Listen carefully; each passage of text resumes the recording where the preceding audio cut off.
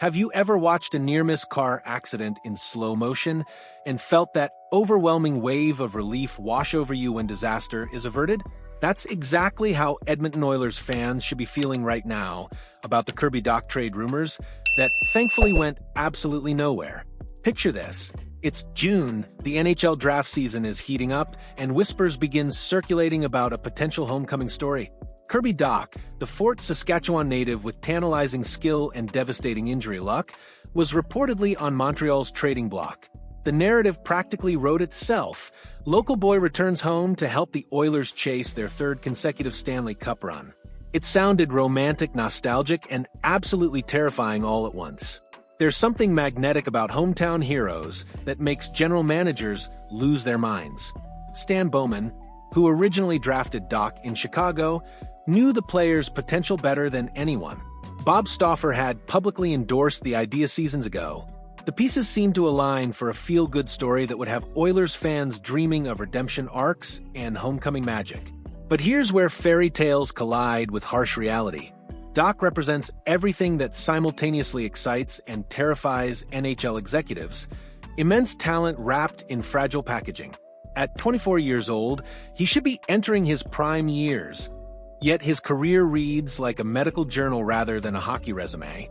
Jim Matheson of the Edmonton Journal captured the dilemma perfectly when he wrote about the red flags surrounding any potential Dach acquisition. Dach had major knee surgery in February, and he makes $3.36 million for another year. Red flags. Those two words, red flags, should have ended any serious discussion right there. Let's be brutally honest about what Kirby Dach has become: a talented player whose body can't cash the checks his skill set writes. Over 6 NHL seasons, he's managed to stay healthy for exactly... Well, that's the problem. You can't find a sustained stretch where Dach remained in the lineup long enough to build meaningful chemistry or momentum. Last season's numbers tell a sobering story: 10 goals and 22 points in 57 games. For context, that's roughly a 14-goal, 32-point pace over a full season. Those aren't second-line center numbers for a contending team. They're depth player statistics that come with first-line salary expectations. One Canadiens fan summed up the frustration perfectly: he's made of glass. That 3-word assessment carries more weight than any advanced analytics breakdown. In today's NHL, availability is the most valuable ability, and Dach's track record suggests he's more likely to be watching games from the press box than participating in them. Here's what makes the Oilers' near-miss so significant. This organization exists in a championship window that's measured in months, not years. Connor McDavid and Leon Draisaitl aren't getting younger, and every roster decision must be evaluated through the lens of immediate Stanley Cup contention. Adding Dach would have represented the worst kind of gamble, betting precious salary cap space and roster flexibility on a player whose injury history suggests he'd miss crucial games when the team needs him most. Paul Almeida from Oilers Nation acknowledged Dach's appeal, noting he's only 24 and has size and skill, but that only 24 carries a deceptive weight when those 24 years include more time in medical facilities than on scoring sheets. The financial mathematics make the near miss even more relieving.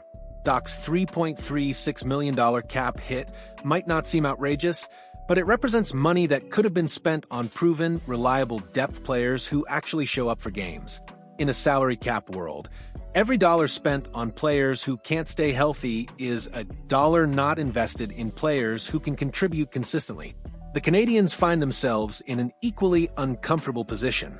When they acquired Dach in 2022, it represented a calculated gamble on a former top draft pick with untapped potential. The 2022-23 season showed glimpses of what could be possible when Dach actually stayed healthy, displaying legitimate top-6 forward capabilities. But patience has its limits, even in rebuilding organizations. Montreal needs to decide whether they're willing to continue investing in Dach's potential, or if they should cut their losses while his name still carries some trade value. The challenge?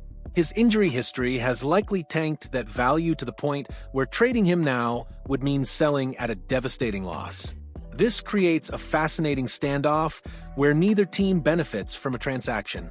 Edmonton doesn't need the injury risk, and Montreal can't afford to give away a former top pick for pennies on the dollar. The Dach situation illuminates a crucial truth about modern NHL roster construction. Championship windows demand different evaluation criteria than rebuilding phases. What might be an acceptable risk for a developing team becomes reckless gambling for a contender. Edmonton's current core has proven they can compete for Stanley Cups when healthy. Their past 2 playoff runs demonstrated that this group possesses the talent and chemistry necessary for ultimate success. Why would they jeopardize that proven formula by adding an element that's more likely to be absent than present during crucial moments? The Oilers learned valuable lessons from their recent playoff experiences about the importance of depth and reliability. Adding Dach would have represented a philosophical step backward, prioritizing potential over proven performance when proven performance is what championship teams require. Sometimes the best trades are the ones that never happen. The silence surrounding the Dach to Edmonton rumors should be music to Oilers fans' ears. Instead of gambling on damaged goods, the organization maintained their flexibility to pursue more reliable upgrade options. This non-story represents smart organizational discipline in an age where teams often get seduced by potential rather than reality. Edmonton's management deserves credit for recognizing that championship windows require different risk assessments than rebuilding phases.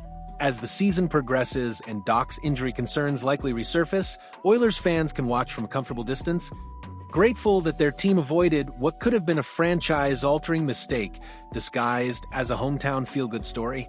Do you think the Oilers made the right call avoiding the Dach gamble, or should they have taken a chance on the hometown talent? Let us know your thoughts in the comments. And if this analysis opened your eyes to how close Edmonton came to a potential disaster, show some love with that like button. Sometimes the best moves are the ones you don't make.